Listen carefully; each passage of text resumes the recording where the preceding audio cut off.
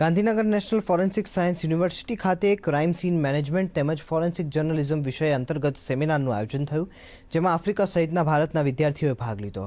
2 દિવસીય ચાલનાર આ સેમિનારમાં જુદા જુદા વિષયો ઉપર નિષ્ણાત વ્યક્તિત્વએ પોતાનું વક્તવ્ય આપ્યું અને વધુ માર્ગદર્શન પ્રદાન કર્યું।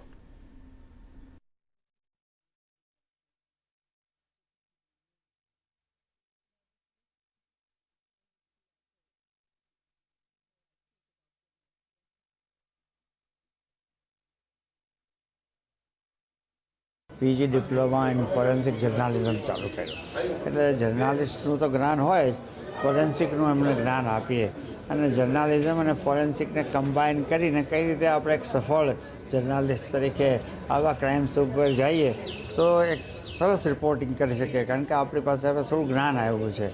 એટલે આખું જર્નાલિઝમનું ક્ષેત્ર, મીડિયાનું ક્ષેત્ર વધારે એક્યુરેટ બને, વધારે સાયન્ટિફિક બને અને એની ક્રેડિબિલિટી પણ વધે રિપોર્ટિંગની।